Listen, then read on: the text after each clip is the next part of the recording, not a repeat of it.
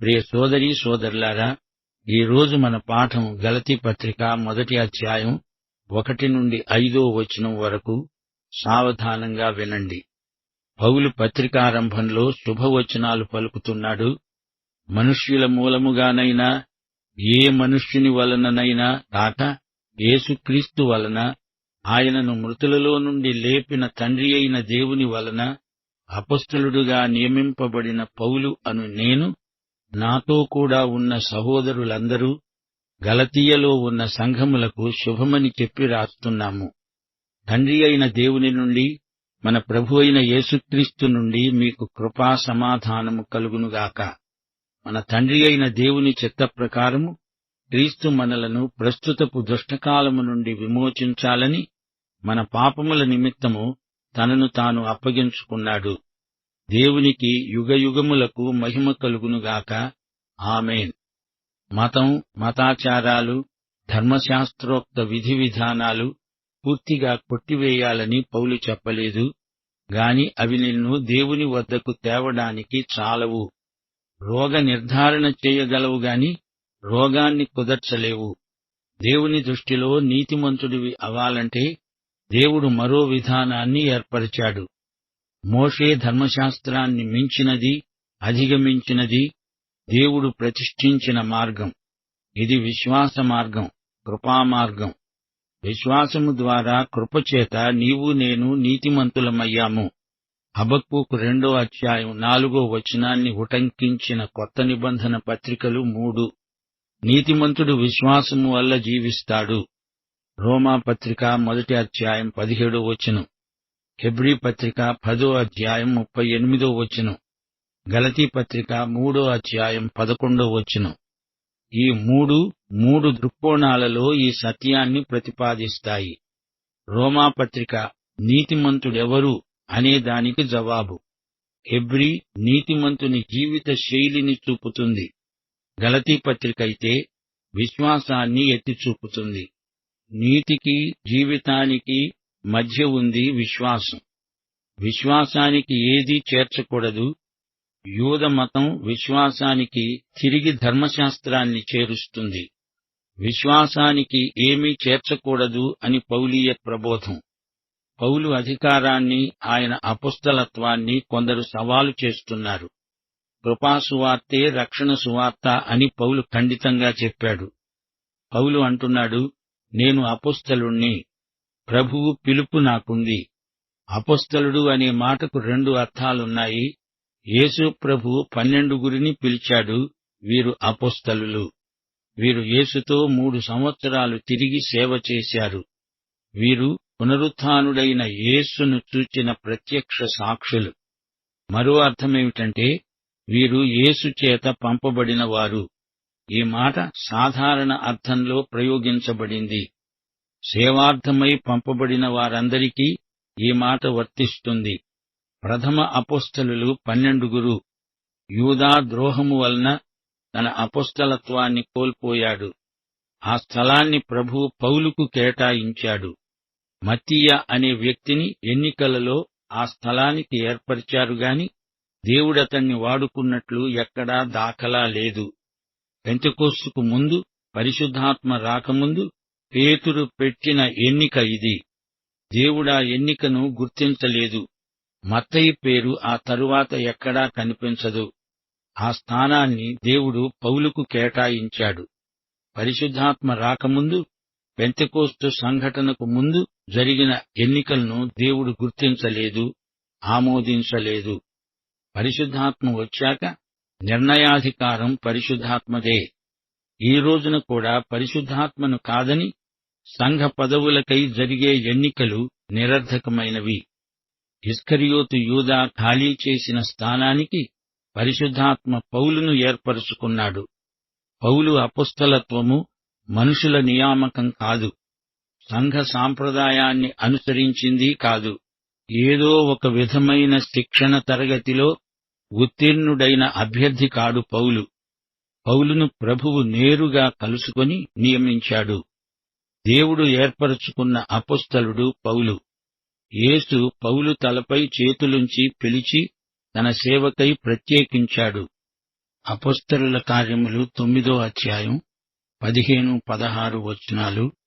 ప్రభు అన్నాడు, నీవు వెళ్ళు, అన్యజనుల ఎదుట, రాజుల ఎదుట, ఇశ్రాయేలీయుల ఎదుట నా నామము భరించడానికి ఇతడు నేనేర్పరచుకున్న సాధనము.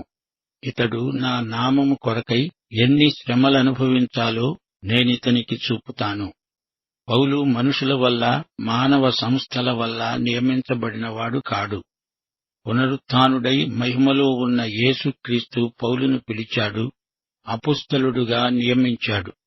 పౌలు ఈ ఉత్తరాన్ని ఒక ప్రత్యేక సంఘానికి రాయలేదు, గలతీ ప్రాంతీయ సంఘాలన్నిటికీ రాశాడు. కొత్త నిబంధనలో సంఘము అనే మాటకు 2 అర్థాలున్నాయి. విశ్వాసులందరూ కలిసి ఒక సంఘమవుతున్నారు. యేసుక్రీస్తును రక్షకుడుగా అంగీకరించిన వారే ఒక సంఘమవుతారు. వారు వివిధ ప్రాంతీయులైనప్పటికీ క్రీస్తునందు ఒకటే అవుతున్నారు. ఇదే సంఘం. మరో అర్థమేమిటంటే, స్థానిక విశ్వాసులు ఒక సంఘముగా ఏర్పడుతున్నారు. లోకమంతటా స్థానిక సంఘాలెన్నో చెదురుమదురుగా విస్తరించి ఉన్నాయి. గలతీ ప్రాంతమంతటా ఇలాంటి స్థానిక సంఘాలు ఎన్నో ఉన్నాయి. పౌలు అలాంటి సంఘాలను ఉద్దేశించి ఈ పత్రిక రాశాడు. పిసిదియలోని అంతియోకు, దెర్బే, లుస్త్రా ఇవన్నీ గలతీ సంఘాలే. పౌలు ఈ స్థానిక సంఘాలను సందర్శించాడు. అయితే ఎఫెసీ పత్రిక సార్వత్రిక సంఘాన్ని ఉద్దేశించి రాయబడింది. లోకంలోని విశ్వాసులందరూ సార్వత్రిక సంఘం. మన కంటికి ఇది కనపడదు, మనకైతే స్థానిక సంఘమే కానవస్తుంది. ప్రతి విశ్వాసికి ఈ గలతీ పత్రిక వర్తిస్తుంది. తండ్రి అయిన దేవుని నుండి, ప్రభువైన యేసుక్రీస్తు నుండి మనకు కృపా సమాధానములు కలుగునుగాక. పౌలు తాను రాసిన ప్రతి పత్రికలో ఇదే విధంగా ప్రారంభ శుభవచనం పలకటం పరిపాటి. కృప అనే మాట గ్రీకు భాషలో కేరిస్. ఈ మాట సర్వసాధారణంగా అందరికీ వర్తిస్తుంది. సమాధానం అంటే షాలోము. యూదులు వాడే మత సంబంధమైన పదమిది. సమాధానానికి ముందు కృప ప్రతి ఒక్కరికీ ప్రాప్తించాలి. తండ్రి అయిన దేవుని నుండి సమాధానం కలుగుతుంది. కృప యేసుక్రీస్తు నుండి ప్రాప్తిస్తుంది. యేసు ప్రభువు మన పాపముల నిమిత్తమై చనిపోయాడు, తనను తానే అప్పగించుకున్నాడు. ప్రస్తుత దుష్టయుగము నుండి మనల్ని తప్పించాడు. తండ్రి అయిన దేవుని సంకల్పము చొప్పున యేసుక్రీస్తు ఈ గొప్ప కార్యము జరిగించాడు. యేసు ప్రభువు చేసిన ఈ మహాబలియాగానికి దాని గొప్ప విలువను ఎవరూ ఏమీ చేర్చగలిగింది లేదు. నీవు ఏమివ్వగలవు? ఆయన తనను తానే ఇచ్చివేసుకున్నాడు. అనగా తానేమై ఉన్నాడో అది, తనకేమున్నదో అది అంతా త్యాగం చేశాడు, ఇచ్చివేసుకున్నాడు. ఈ మహాబలి విలువ శిలువలో మనకు కనిపిస్తుంది. చూడండి, యేసు తనతో పాటు తనదంతా ఇచ్చివేశాడు. తన రక్తమంతా ధారపోశాడు. మన కోసం అంతా ఖర్చు చేశాడు. తనకేమీ మిగుల్చుకోలేదు. మన ప్రభువైన యేసు క్రీస్తు చేసిన గొప్ప బలియాగం. మన రక్షకుడు ప్రభువు. నా ప్రభువు నా దేవుడు, ఆయన నా కాపరి, నాకు లేమి కలగదు. ప్రస్తుత దుష్టయుగము నుండి మనల్ని విమోచించి ఇప్పుడే మనల్ని రాబోయే యుగంలోకి బదిలీ చేశాడు. ఇప్పుడే మనం రాబోయే యుగశక్తుల ప్రభావాన్ని విశ్వాసము ద్వారా రుచి చూస్తున్నాము. ఈ దుష్టయుగము నుండి, ఈ యుగ సంబంధమైన దుష్ప్రభావము నుండి సువార్త ప్రతి ఒక్కరిని విడుదల చేస్తుంది. రక్షించబడిన మనం ఈ యుగ సంబంధులము కాము. యేసుక్రీస్తు శిలువ మీద నీ స్థానాన్ని వహించాడు. పాపాలను భరించి బలి అయిపోయాడు. ఆయన చనిపోయి తిరిగి లేచాడు. మన విమోచన క్రయం చెల్లించాడు. దేవుని చిత్తమిది. ధర్మశాస్త్రాన్ని మించినది. ఆయన అంత గొప్ప వెల చెల్లించి మనల్ని రక్షించాడు గనుక మనమిక మీదట పాపములో జీవించకూడదు. మనమందరము విమోచించబడము దేవుని చిత్తం. ధర్మశాస్త్రము ఏది చేయజాలకపోయిందో దాన్ని యేసు ప్రభువు చేశాడు. దేవునికి స్తోత్రం. ఆయనకే యుగయుగాలకు మహిమ కలుగునుగాక. పౌలు ఇంతా చెప్పి దేవుణ్ణి స్తుతిస్తున్నాడు. మనం కూడా ఎడతెగక దేవుణ్ణి స్తుతించే మనసు గలవారము. పొద్దున్నే నిద్ర పడక నుండి లేవగానే దేవుణ్ణి స్తుతించాలి. దేవుడు నిత్యత్వములో నుండి మనకి కొత్త రోజునిచ్చాడని చెప్పి ఈ రోజు పొద్దున నీవు దేవుణ్ణి స్తుతించావా? సోదరీ, సోదరా, ఆయనకే యుగయుగములకు మహిమా ప్రభావములు చెల్లునుగాక. ఈ 5 వచనాలలో పౌలు తన పత్రికకు ముందు మాట పలికాడు. శ్రోతలు వింటున్నారా? ఈ పత్రికా రచయిత పౌలు. పౌలు అనేది గ్రీకు పేరు. పౌలు అంటే చిన్నవాడు అని అర్థం. ఈ పేరు హీబ్రూ పేరు కాదు, గ్రీకు పేరు. ఇందులో ఈ అపొస్తలుని తగ్గింపు వెల్లడి అవుతోంది. సౌలు పౌలుగా మారాడు. సెర్గీయ పౌలు అనే అధిపతికి సువార్తను ప్రకటించి అదే పేరు తాను పెట్టుకున్నాడు. పౌలు అపొస్తలుడు. అపొస్తలుడు అంటే పంపబడినవాడు. యేసు ప్రభువు 12 శిష్యులను పిలుచుకొని మీరు నా అపొస్తలులు అన్నాడు. యేసు ప్రభువు కూడా తండ్రి అయిన దేవుని చేత పంపబడినవాడే. మనము నమ్ముకున్న దానికి యేసు అపొస్తలుడు. అపొస్తలుడు అంటే రాయబారి. ఇది మరి ఒక అర్థం. యోహాను సువార్త 17:18 ప్రభువు అన్నాడు, తండ్రి, నీవు నన్ను లోకమునకు పంపిన ప్రకారము నేను వారిని లోకములోకి పంపాను. యోహాను సువార్త 20:21 కూడా ప్రభువు ఇదే మాట అన్నాడు. తండ్రి నన్ను పంపిన ప్రకారము నేను మిమ్మల్ని పంపుతున్నాను. పంపటము అంటే అధికారమిచ్చి పంపటం. కొన్ని సంఘాలలో కొద్దిమంది పౌలు అపొస్తలత్వాన్ని సవాలు చేస్తుంటే ఆయన తన పిలుపును, అధికారాన్ని పునరుద్ఘాటించవలసి వచ్చింది. కపట బోధకులు పౌలును, పౌలు అధికారాన్ని ప్రశ్నిస్తున్నారు. వారి నోళ్లు మూయించడానికి పౌలు ఈ మాటలు పలకాల్సి వచ్చింది. నన్ను మనుష్యమాత్రులు పంపలేదు. నా పిలుపులో మనుష్య ప్రమేయం లేదు. నాకు ఈ అధికారమిచ్చింది మనుషులు కాదు, మానవ సంస్థ కాదు. స్వయాన యేసు ప్రభువే నాకీ అధికారమిచ్చాడు. నా అధికారం దైవదత్తమైనది. పౌలు తనను తాను సమర్థించుకునే ప్రయత్నం చేయటం లేదు. ఆయన సువార్త పక్షంగా పోరాడుతున్నాడు. 2 కొరింథీ పత్రిక 10-13 వరకు పౌలు పోరాటమిదే. నేను యేసు ప్రభువు నుంచే నేరుగా ఈ అధికారాన్ని పొందాను అంటున్నాడు పౌలు. నాకంటే ముందుగా అపొస్తలులైన వారు నన్ను పంపలేదు, యేసే నన్ను పంపాడు. నేను యేసు రాయబారిని అన్నాడు పౌలు. యేసు అనే పేరుకు అర్థం రక్షకుడు. యేసు అనే పేరు ఆయన మానవతను చూపుతుంది. క్రీస్తు లేక మెస్సియా అంటే అభిషిక్తుడు అని అర్థం. నీతి నివసించే నవయుగ కర్త అని అర్థం. యేసు దేవత్వం సంపూర్ణమైనది. దేవుని కుటుంబంలో దేవుడే తండ్రి. దేవుడు యేసును మృతులలో నుండి లేపాడు. అలాంటి తండ్రి దేవుడు నాకీ సువార్తను అప్పగించాడు. పునరుత్థానుడైన యేసు నన్ను అపొస్తలిక సేవకు పిలిచాడు. మిగతా అపొస్తలుల కంటే పౌలు పిలుపు ప్రత్యేకం. పునరుత్థానుడైన యేసు తనను పిలిచాడు. అది పౌలు పిలుపులోని విశేషం. యేసు మృతులలో నుండి లేచాడు. పరిశుద్ధాత్మ ఆయనను లేపాడు. తండ్రి లేపాడు. యేసు పునరుత్థానంలో త్రిత్వము యొక్క మహాశక్తి ద్యోతకమవుతోంది. నాతో కూడా ఉన్న సహోదరులందరూ మీకు శుభములు చెప్తున్నారు అన్నాడు. గాని ఆ సహోదరులెవరో ఒక్కరి పేరు కూడా పౌలు చెప్పలేదు. శీలా, బర్నబా, తిమోతి, ఈ ముగ్గురిలో ఏ ఒక్కరూ ఈ 3వ సువార్త ప్రయాణంలో ఉన్నట్లు కనపడదు. గలతీ ప్రాంతీయ సంఘాలన్నీ పౌలు మనసులో ఉన్నాయి. కృపా సమాధానము అందరికీ కలగాలనే ఆకాంక్షతో పౌలు ఈ పత్రికను ప్రారంభిస్తున్నాడు. గ్రీకు పదం క్యారిస్, హీబ్రూ మాట షాలోం. ఈ రెండిటినీ కలిపి పౌలు శుభవచనం పలుకుతున్నాడు. పౌలీయమైన శుభవచనం కృపా సమాధానం. మన ప్రభువైన యేసు క్రీస్తు. యేసు మనకందరికీ ప్రభువు. యేసు ప్రభువని నోటితో ఒప్పుకోవాలి.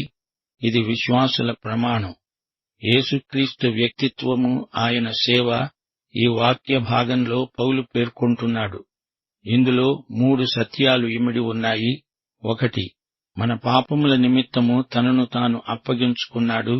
2, రాబోయే మెస్సీయా యుగాన్ని ఇప్పుడే పరిచయం చేస్తున్నాడు. ప్రస్తుతము నడుస్తున్నది దుష్టకాలం, దుష్టయుగం. ఇది నిర్దేవయుగం, దుష్టయుగం. ఈ యుగం గతించిపోయినప్పుడు మెస్సీయా వచ్చి కొత్త యుగం ప్రారంభిస్తాడు. ఇది యూదుల నమ్మకం. మత్తయి సువార్త 28వ అధ్యాయం 20వ వచనంలో ఈ యుగ సమాప్తి పర్యంతము మీతో ఉంటాను అన్నాడు ప్రభువు. యేసు తనను తాను మన పాపముల నిమిత్తము అప్పగించుకున్నాడు. అనగా ఆయన మన పాపాలను బట్టి చనిపోయాడు, ప్రాణం పెట్టాడు, రక్తం కార్చాడు. దేవునికి యుగయుగాలకు మహిమ కలుగునుగాక.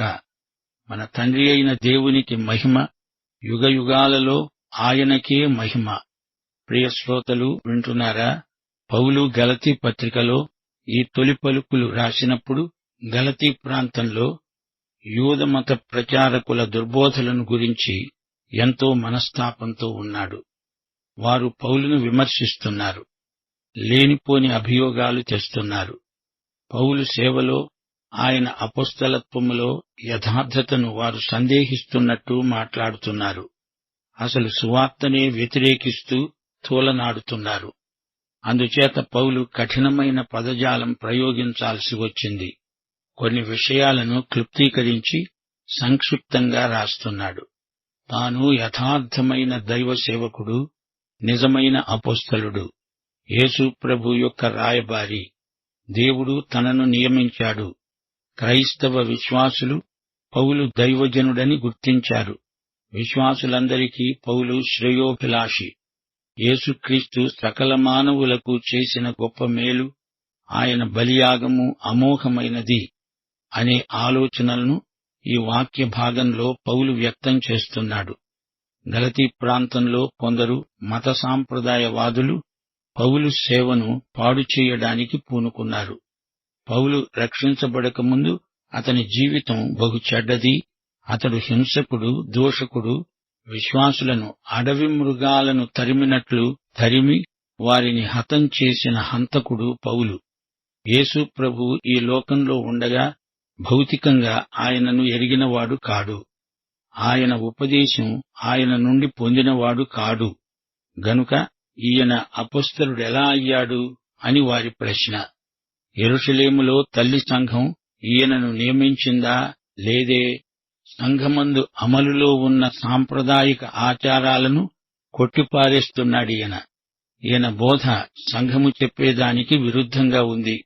క్రియలు వద్దు అంటాడు, మతాచారాలు నిరర్ధకం అంటాడు. యేసు మరణం, బలి ఆధారంగా విశ్వాసము ద్వారా కృపచేతనే రక్షణ అంటున్నాడు పౌలు.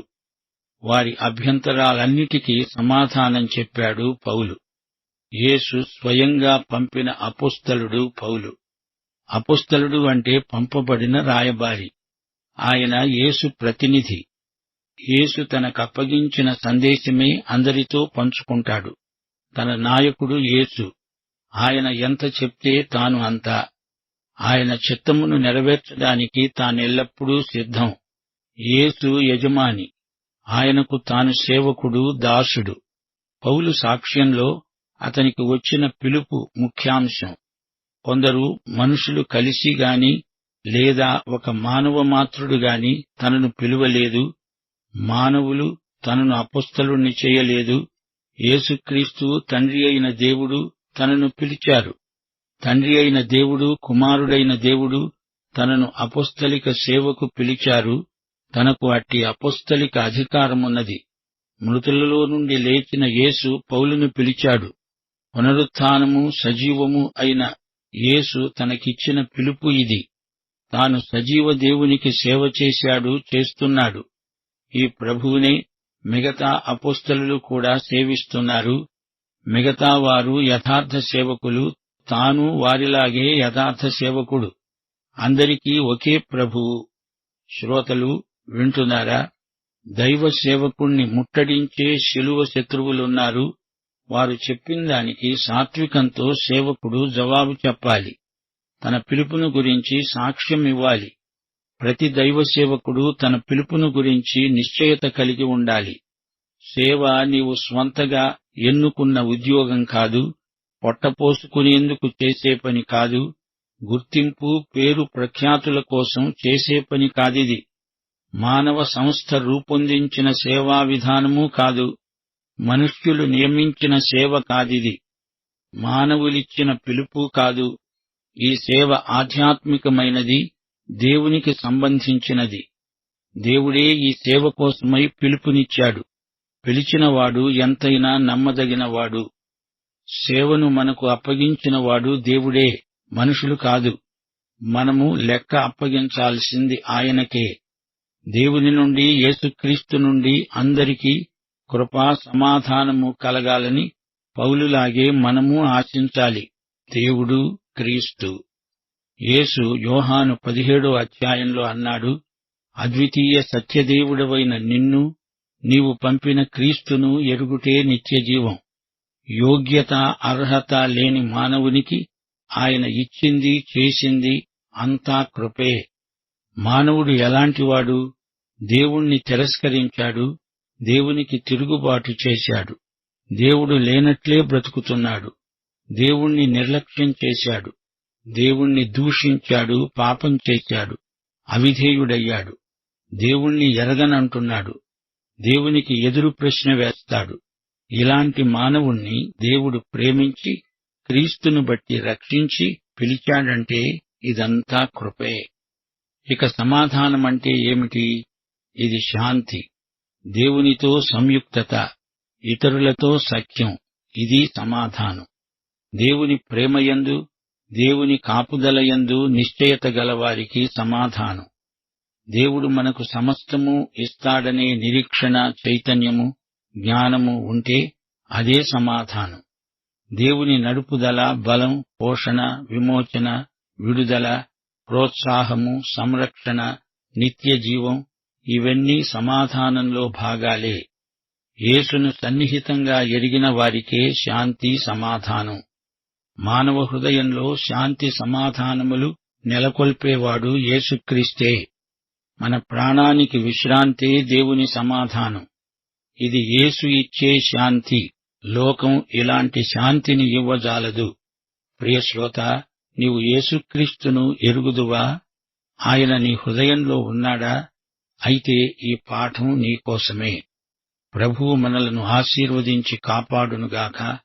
ఆయన తన సన్నిధి కాంతిని మనపై ప్రకాశింపచేయునుగాక. ఆయన ముఖకాంతి మనపై ప్రసరింపచేసి మనకు సమాధానము సదాకాలము దయచేయునుగాక.